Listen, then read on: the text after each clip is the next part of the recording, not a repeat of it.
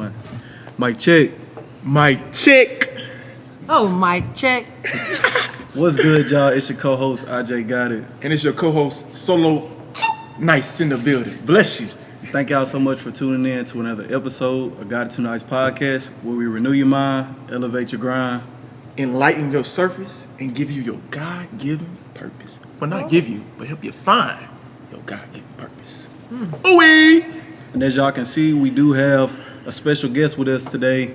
We have ex-WNBA player with 11 years of experience with teams like the Washington Mystics and the Los Angeles Sparks, with a plethora of coaching experience with college teams such as Georgia Tech, Central Michigan, and Florida.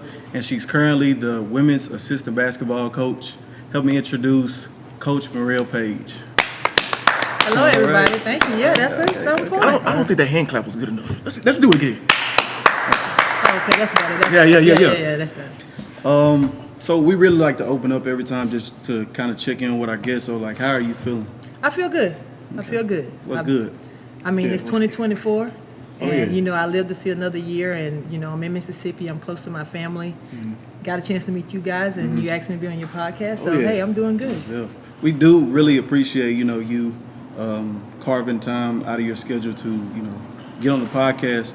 And we're hoping that our viewers are able to gain a lot of insight and get some sauce to take back with them. Wait, Alright. mild sauce or hot sauce?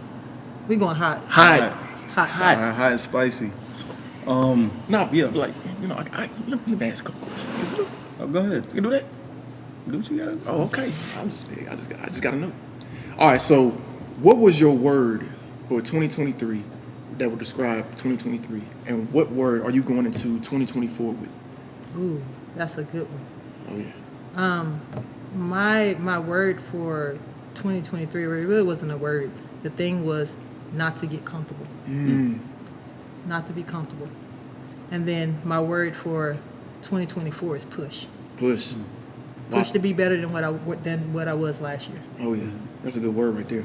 I know for me, for 2023, I would say the word was blessings, because over the summertime, I was able to go to KA. So that's basically what KA is Kids Across America. And we was able to talk to urban youth kids and just be able to give them that experience of stepping outside of their environment and just being able to be kids. And then Spark, in July, Students Paving the Road to Knowledge. Shout out to Spark. It was just a great experience. I love just being around kids and everything. And it was truly a blessing to me because they gave me wisdom and knowledge that I could use for myself and apply it to, my everyday life. Then Christmas time, I was able to do a job shadow at WAB, and just seeing how God is working in my life, and just look, I'm about to tear up. I'm just playing. But to see how God was working in my life, man, it's happening so fast, and that's why my word for 2023 will be blessings. Now for 2024, it'll probably be keep pressing on. Because, you're going to have your highs and then you have your lows. But you have to understand, as an individual, you have to keep moving forward. Keep pressing on, no matter the circumstance. So, that'll be my word. What about you? So for 2023, I would say perseverance. This year was a lot that the devil tried to do, hitting me with a lot of attacks. I lost my father, and I lost a lot of things this year, but I also gained a lot. So that's what I'm really coming into 2024 with, is like letting my light shine through the darkness, that 2023 had tried to bring me. Yeah. So that's really what I'm walking into it with. That's good. Letting the light shine. Sorry to hear about your father. I appreciate. I really appreciate that. See, I just kind of gave y'all my words, but I didn't tell you the reasons why. Oh yeah, we like it. My reason, my word was not to be uncomfortable. I ended the year of 2023 of wanting to just do things that are outside my realm. I had a great opportunity this summer, to go and coach with the Canadian national team, senior women's national team. That's nice. And I could have easily said, "Oh no, that's kind of I don't know anyone from Canada. I don't know the team." But I knew that God had blessed me with the opportunity, and it was going to put me in a situation where I really was going into a setting where I didn't know anyone, and I knew it was going to be uncomfortable for me. Right. But I went with them, and we went down to Leon, Mexico, and competed in the America.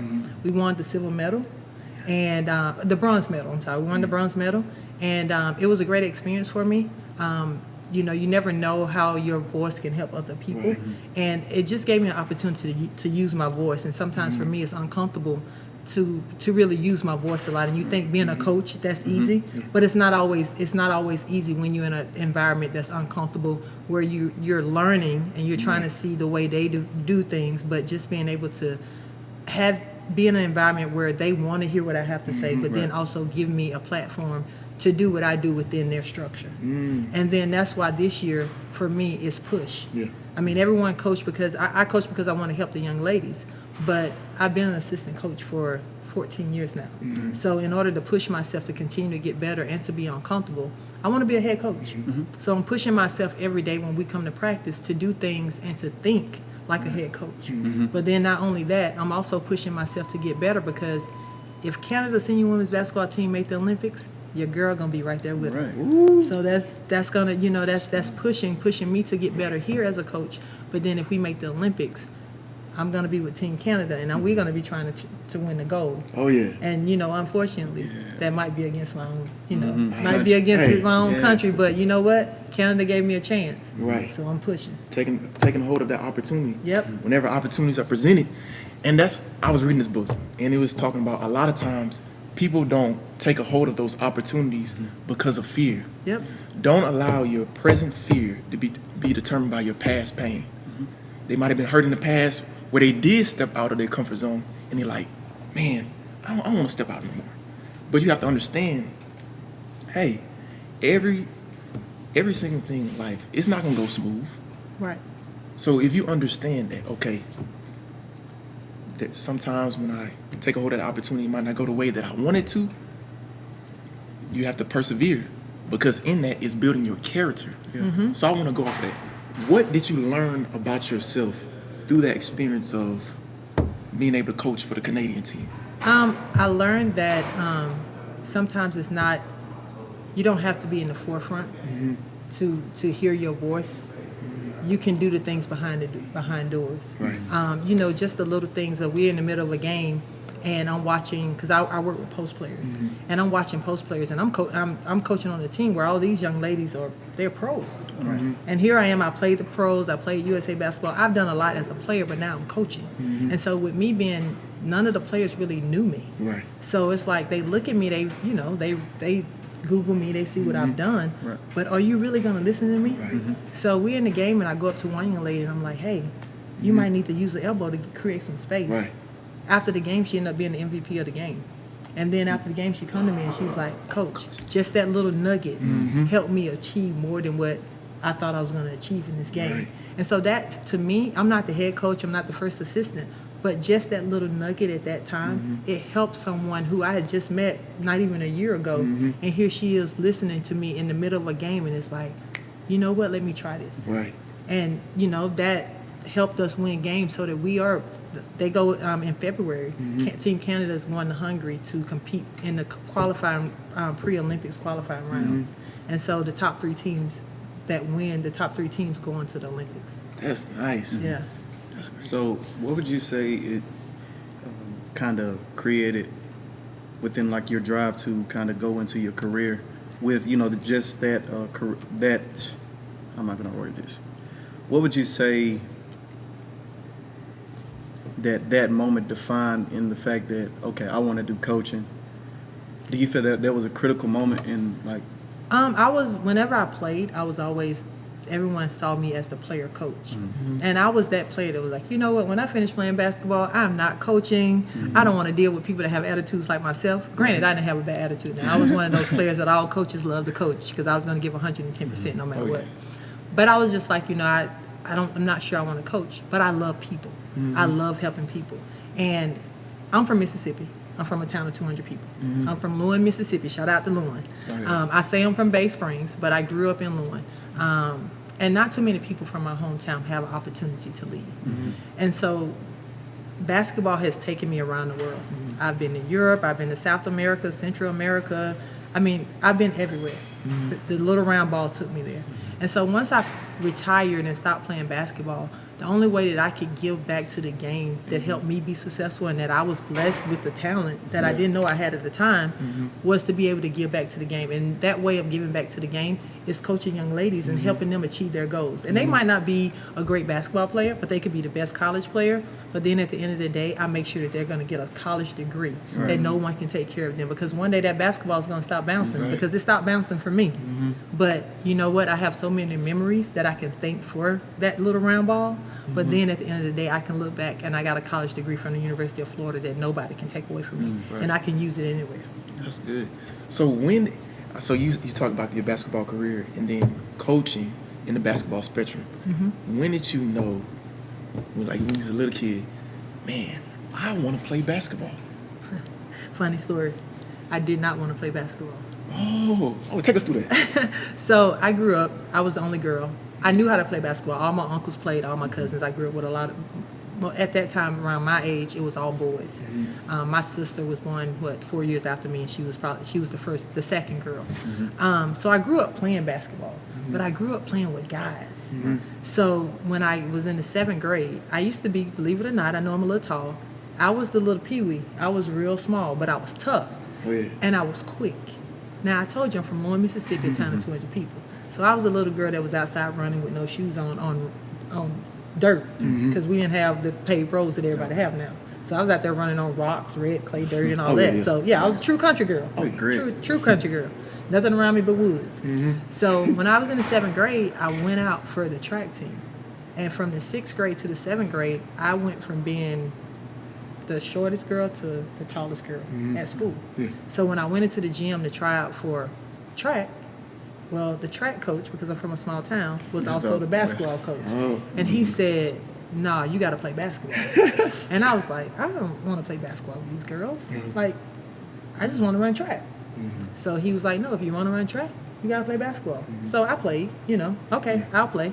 And so the girls in my neighborhood and stuff, we all played basketball together. It was like about basically the whole basketball team. We all played softball as well. So we just kind of grew up playing softball together, basketball together, and running track together. And so I just stuck with it. And then when I got to the 9th grade, I was playing with the high school when I was in the 7th grade. We won state when I was in the 7th grade. Now, when I finished my junior high season, I would go over to the high school. By the time I got to the 9th grade, 9th through 11th, we won state in 3A, Mississippi State championship 3 years in a row. Oh, yeah. So you still got your rings? Oh, I still got my rings. Okay. I still got them. Okay. So by the time I had my junior year, I was like, you know what? I'm gonna use this to get to college. Because I had a cousin who played football at the University of Southern Miss. He had a chance to go pro, but it didn't really work out. And so I was the next up. So I was like, you know what? I'm gonna leave the state of Mississippi, and I'm gonna go and I'm gonna have these other experiences. And I wanted that challenge, and that's a part of being uncomfortable. Because I could have easily just stayed in the state of Mississippi and went home every day with my family. But I wanted to. I knew that people who are successful, they don't settle. They put themselves in situations where they're uncomfortable, because when you're uncomfortable, you grow. And so I took the opportunity to go to the University of Florida. The head coach from the University of Florida was from Mississippi. She went to Ole Miss, and she used to come to Mississippi all the time. And I tell you, I was a little stick. I was like 6'2", weighed 140, but I was a 5.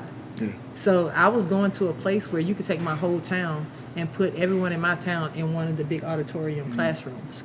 So it was very uncomfortable for me, but it helped me grow as an individual. Because when I went to school, my teammates used to be like, man, are you speaking English? I was like, no, I'm speaking Mississippian. But it helped me in a sense where my assistant coach at the time, Joy Williams, she had what we called a quarter pot. So if I went in her office and I said like, man, I'm fixing to go to the store, or man, they down the street. She would look at me, and finally she said, you know what, Paige? Every time you come in my office, if you speak slang or Mississippian, you're going to put a quarter in the pot. And I was like, a quarter? Well, back in the day, we weren't getting all this Pell Grant and NIL money, so that quarter started adding up. So I would go in her office and not knowing at the end of the day, it was helping me. It was helping me become a better person. It was making me more aware of myself as a young lady, so that when I did go in a room around people that I'm normally uncomfortable with, I'm able to hold a conversation with them, and they're not looking at me like, dang, you just an athlete. They're looking at you like, oh, you can hold a conversation. Right. And so it just changes your perspective on life and how you approach things. Right. And so that's basketball. I just continued to run with it. And by the time I was a junior in college, the WNBA and the ABL came about. And I had a teammate at the time that went in the ABL draft, and then the second year, my senior year, the WNBA, and I had a choice. You gonna go ABL or WNBA? Well, I wanted to play in the same arenas as the NBA guys. So I took a chance on the WNBA and was the 3rd overall draft pick, the Washington Mystics' first draft pick, and the rest is history. I figured out a way to make myself last, because you don't find a lot of players that started in the league. I came in the league the second year, and I lasted for 11 years. Well, I had to transform myself from being a 5 to being a guard. So I always, anything I've done in life, I've always found a way to make myself uncomfortable because I'm all about growth. So how do you feel that you kind of implement that growth into like your coaching with, the upcoming athletes and everything? You can ask any of the players that I've coached. Probably the first week they look at me and they be like, oh, I hate Coach Page. And I look at them and I say, you know what? I wasn't brought here to be your friend. I was brought here to be your coach. Because I know there's more in you. And if I let you be comfortable, then I'm not coaching you. But all great players, they want to be uncomfortable. Because if I make it harder for you in practice, then when you get to the game, it's going to be easy. Okay. Yep. And that's why I love sports so much. In high school, I remember, shout out to Keller High, Baton Rouge. We like that. But with football, the coaches were so structured. Yeah. Discipline. Discipline beats talent. Yeah. And so, even though in the moment you don't understand, coach doing too much. Like, come on, just let me do this, let me do that. Not only is it preparing you for, say, that you want to do athletics once you graduate high school, but it's also preparing you for life to be able to go, like you said, go into doors where it might not be comfortable. Yeah.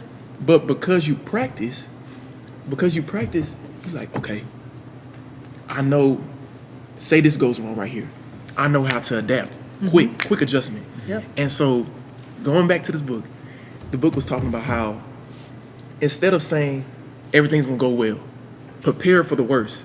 Because like when you do it with sports, it might happen. You might get trapped. That's not a good thing. Yeah. But you condition your mind to build that adaptability and look for avenues to be like, okay,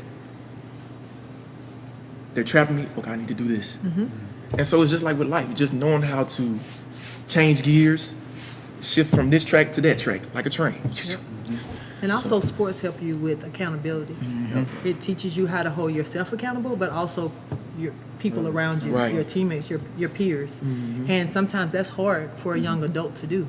Because we all want to be, hey man, we all want to laugh and be friends. But will I tell you, you know what, you messed up just now. You supposed to set a ball screen for me. What happened? Without you taking it to heart. So you have to also learn how to hold each other accountable for things, but then also not just the people around you. You have to hold yourself accountable. And then it also teaches you how to be a leader. There are a lot of leaders that play basketball, a lot of people that you see in corporate America. A lot of them play sports. And maybe they didn't play at the highest level and play at Mississippi State, but a lot of leaders played sports because it teaches you how to use your voice. It teaches you about accountability. And then it teaches you how to adapt. So what would you say is the key to being a leader? Because I feel like a lot of times people say a leader, they always in the front. Hey, you need to do this. Hey. But sometimes a leader is just the one that listens. I think all leaders should be great listeners because you can always lead somebody, but can you listen to the people that you're leading? I think you have two leaders. You have someone that can lead by their voice, and you have someone that can lead by example. I've been both leaders. When I was in college, I played with someone by the name of Delisha Milton. She was a great leader, but she used her voice all the time. And in order for her to be a great leader, she needed somebody to support her. So I would lead by example. I would always run hard. I was always working hard, and I was always doing the things that she was asking us to do as a leader to give her that support. So, because you know, we talk about leadership all the time, and not everybody wants to be that person that's in the forefront. So you have to take those people and teach them how to be a follower, but also lead by example. So, yeah, you don't always have to be the person in the front. Right. You can be that person that supports the leader and still lead. So, No, go ahead. Go ahead. So what moment? What's a couple moments where it don't even have to be geared towards in the basketball arena? It could be outside of there, where you was like, man, I really tapped into my leadership capabilities, even though in the beginning you might be like, I don't know if I should do it, but you just let, okay, I'm gonna be uncomfortable. I'm gonna step out. I'm gonna take that leadership position, and then when you reflect, you're like, man, you did that. I'm proud of myself for stepping out and being that leader and embracing my leadership capabilities. I mean, most of my leadership roles have been in basketball. I mean, that's been my life. I mean, I've been playing basketball since I was, like I said, since I was in the 7th grade. And sometimes doing the things that other people don't want to do.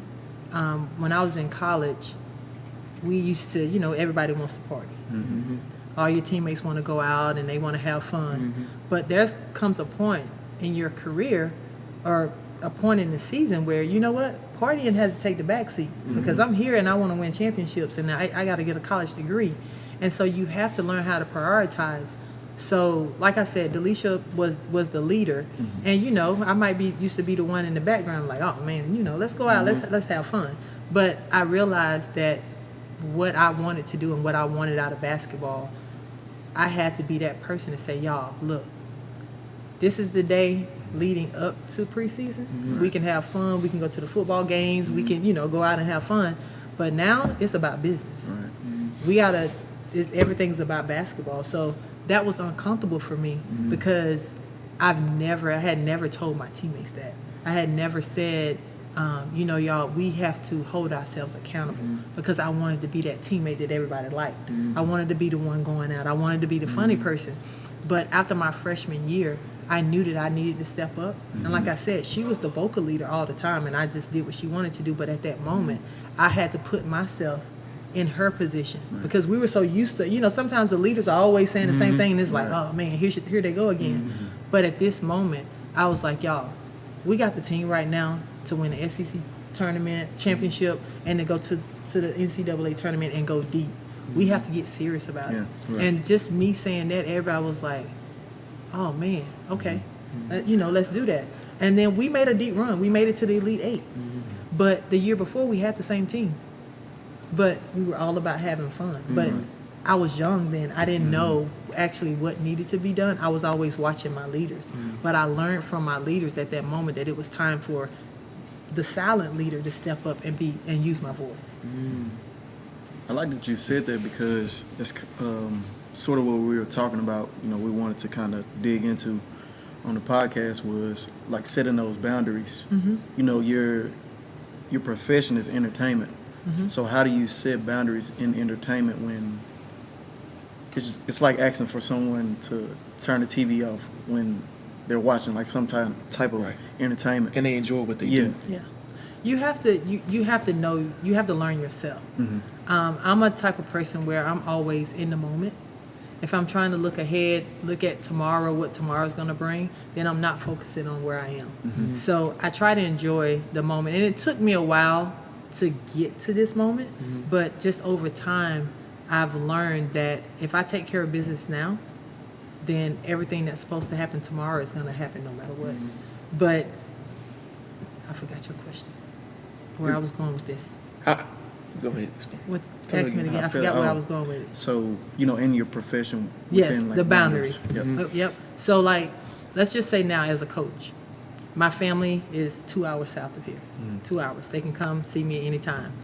They come to all the games. But they know on game day when they come here, my nephews, they love me to death and I love them to death. They know when TT come home after shoot around, TT's coming home. She's going to give you a hug. She's going to go in her room. She's going to get her clothes out. She's gonna do what she got to do, get ready for the game.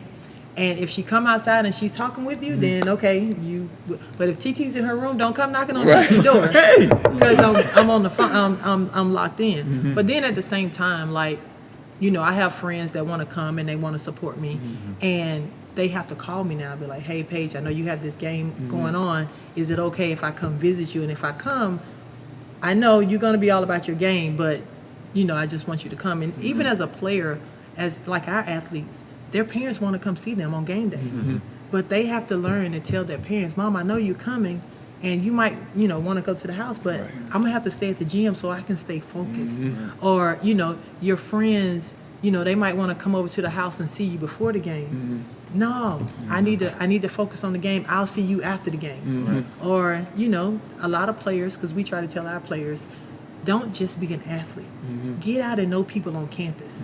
That's where you meet friends, because you don't know. You might meet the next president. You might meet the next meteorologist. You know, you don't know. So just get out and meet people, because you're building a network. You're building friendships.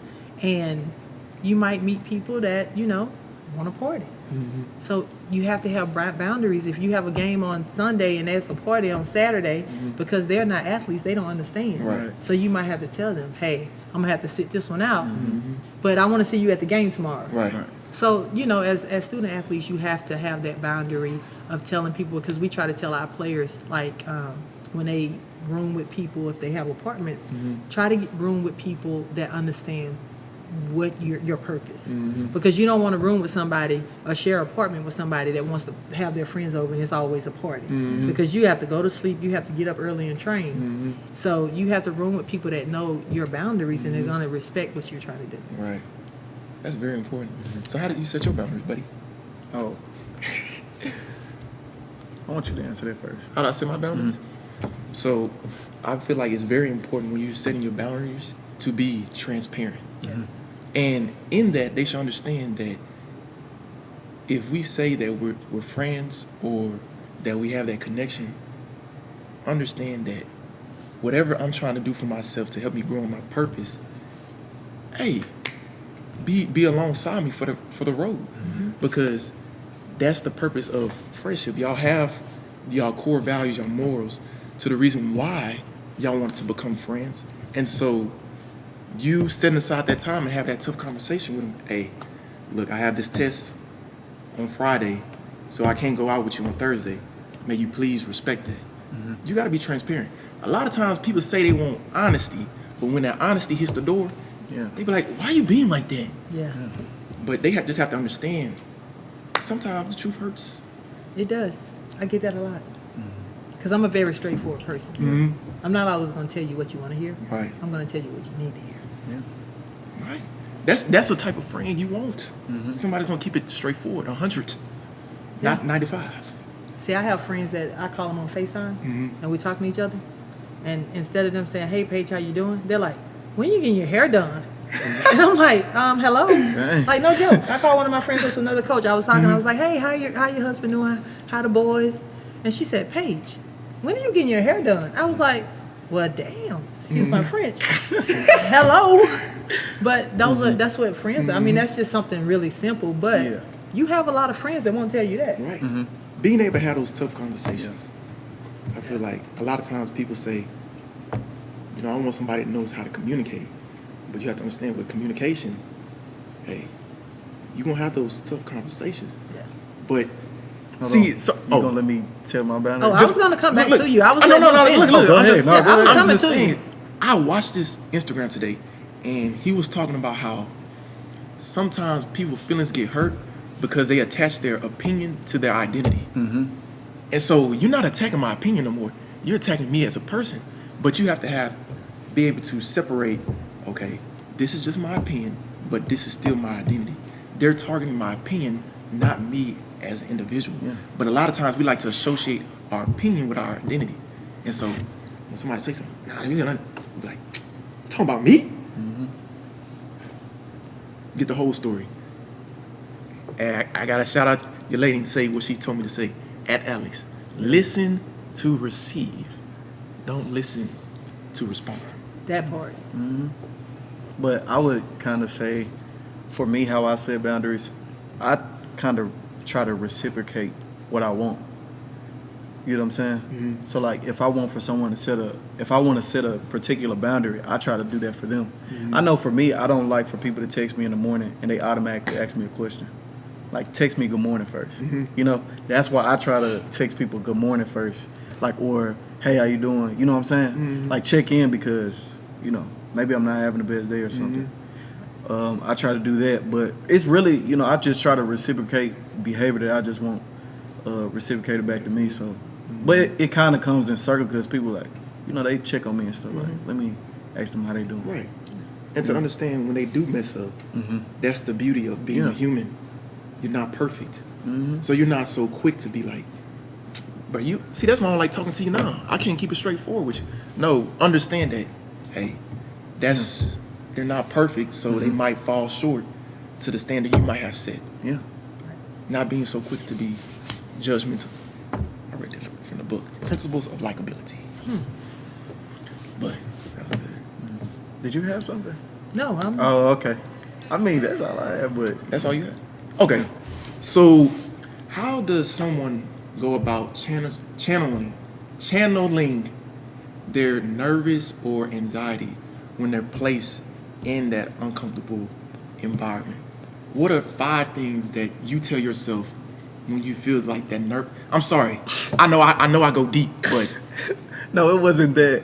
what is it? What is it, my brother? He always hit you with like a number. And just Oh, I like- dang, I like- gotta think about it. Well, I know. I'm trying to think of 5 things because I mean, you know, like for me, I get anxiety when I have to speak in front of people. So, and when I first started doing public speaking, I used to talk really, really fast, and people would be like, "Dang, you said some good stuff, but I didn't understand." You know, it just all ran together. So now I just kind of sit in a quiet place, and I just kind of not really rehearse, but I kind of motivate myself, and I tell myself, you know, everybody wants to hear what you have to say. Right. Just be confident in what you're saying and make sure you speak clearly. And then I'll just sit in and just take deep breaths Right. and just kind of relax myself. Yep. I most definitely I sit struggle with that. and sometimes. I relax myself, but you're still gonna have Right. anxiety. But once I get going, I'm relaxed, Right. and I speak, and and people are like, "Oh, you were really good," and then sometimes I'm like, "Dang, was I?" It was like, "No, you were very, you were very direct, very straight to the point," and I catch myself sometimes, like now when I'm talking to you all, you can tell I kind of pause because before I speak, I want to get my thoughts in my head first, because sometimes people, they are thinking as they speak, and it doesn't always come out the way you want it. Right. So But I don't have 5 things, but I have a couple. Hey. I sit in a quiet space, I take deep breaths, Right. and then I empower myself. I tell myself positive things. That's good. So are we doing a good job with the pauses and everything? Oh yeah, y'all great. Okay. I just want to make sure. I know for me personally, because You in your element. no, seriously, this is you. But for me, I'm really trying to get better at public speaking. It's so hard. I don't know. It's just like I get so much anxiety. But I think it really stems from my childhood. I didn't get the opportunity to talk a lot. So whenever I talked, I feel like I was pressured to always say something real fast, get it over with. Yeah. But I don't know. That's really why I wanted to get onto a podcast setting, so I can learn how to just speak, have a back and forth conversation, process my thoughts and everything. And when I first started doing public speaking as a player, I used to always, like in college, your teammates go with you and you're all standing up there together. Well, when I started going by myself with my teams, I had, like a public relations person that went with me, or my friends would tag along with me, and I would always tell them to sit in the audience, and I would find them.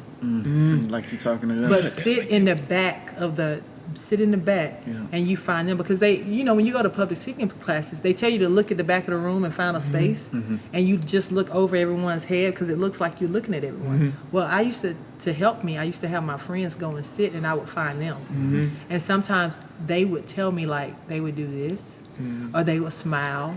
They would just give me pointers of, like, you're too serious, smile.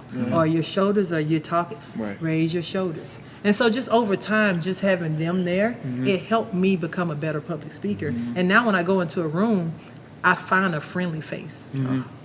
Gosh. I find a friendly face Sound like you in, read the, this book with in the audience that makes me relax. Because to believe it or not, when we give our scouting reports to the players, I still get anxiety a little bit, but there's always one of those players, no matter what you're doing, you're talking, and there's one player that's like hanging on every word. And it never fails. I always catch their face, and it catches me off guard, and I'm like, blub, blub, and I have to take a deep breath. Yeah. And then I start speaking again. But that's why I always try to lock on one person that just gives you that friendly face. And there's always somebody on the team that I know, do not look at her. You have to go over her head and go to the next person if you want to go back and forth with the team. This is why I love books so much. The book was talking about how to speak without fear. And it says whenever you're stepping in a position where you have to speak, it says before you get ready to speak, find 3 people, strangers, find 3 strangers and introduce yourself to them. Learn about their background and everything, build that connection. So when you're going up there to speak to the audience, you're not speaking to the audience, you're speaking to those 3 people. And so your message and your delivery comes off as an emotional connection and not just you just speaking just to get through, your speech. And then because perception is reception. Yeah. What's his name? Mike Akers? Mike Akers, yeah. Yeah. Oh, gotta give him his credit. And then this other book is called The Principles of Likability. Like what we was talking about earlier before we started. Don't see strangers as strangers.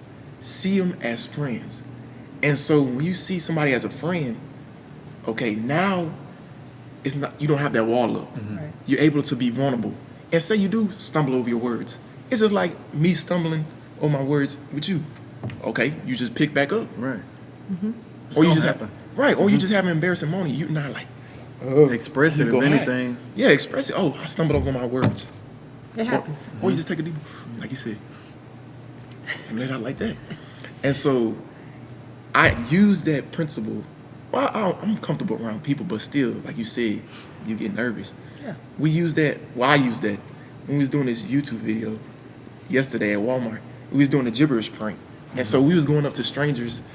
Yeah, you gotta y'all gotta tune into that. Yeah, y'all It's on tune into YouTube that. right now. Yeah, it came out at 12 o'clock. Glad I wasn't at Walmart. Oh yeah. But that's why I Watch love. this. No, you got it. That's why I love the YouTube arena and why we actually decided to put that step forward and do what we said we was gonna do, that we wanted to do. What's the campaign? Okay, it's not successful. Okay, there's a lot of things that might not be successful, but you keep on pressing on.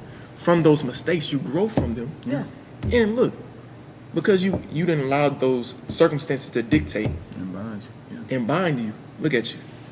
Now you got a story. You got a testimony to tell people that might be going through the same situation. Right. It's a life of testimonies. So we're running in on time, but the last question I really wanted to ask was, so, you talked a little bit about where your career is going and your aspirations. So what's one thing you want to leave everyone with, whether that be like a quote you have or Slogan. like something I you mean, tell your players? Or For so many years, my grandmother used to always tell me, because I was from a small town, she used to always say the sky was the limit. And that was always whatever I told myself, whenever I went and did anything, the sky's the limit. But I would tell any young adult is don't settle and never be comfortable. Because if you're comfortable, then you're not pushing yourself and you're just settling. But if you're uncomfortable means you're growing. And there's not one successful person that hasn't been uncomfortable. And then you also have to remember that success will be failure. So don't be afraid to fail, because you learn from every mistake. And there's not one billionaire out there that has never failed. Hey, y'all hold that in your heart now. That's a good word right there. But thank y'all. This has been good. Oh yeah. We appreciate you just taking the time out and just being on our podcast and giving us wisdom that we can apply to our life. Any opportunity that comes our way. For sure. but I think I'm gonna take you up on that offer. Go shoot. Oh, you gonna shoot? Oh, you're a lefty. Yeah. Oh, all right. I What about you? Oh, I'm a righty. No, you gonna go shoot too? Oh, I'll go shoot. Oh, Hey, I thought you was a football player. I'm a football player too. Nah, Hey, I'm a jack of all trades. That's what I'm just talking saying. about. That's what I'm talking about. he not really a football. But no, this has been good. yeah. Thank you. Oh, yeah. Appreciate your time. Hey, as always, thank y'all for tuning in to Got It Too Nice podcast. We out. But you can say it's your co-host. I mean, we ain't gotta say that again. They know who it is. Oh,